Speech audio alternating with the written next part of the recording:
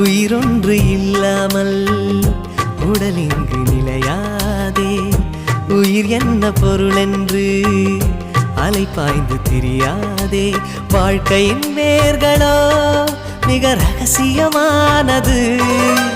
ரகசியம் காண்பதே நம் அவசியமானது. தேடல் உள்ள உயிர்களுக்கே தினமும் பசி இருக்கும்.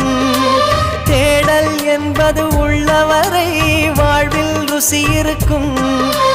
பாடல் போல தேடல் கூட ஒரு சுகமே. இசை பாடி வரும் இளம் காற்றுக்கு உருவமில்லை. காற்றலை இல்லை என்றால் ஒரு பாட்டொலி கேட்பதில்லை. ஒரு காலம் வருகையில் உள்ளம் கொள்ளை போகுதே.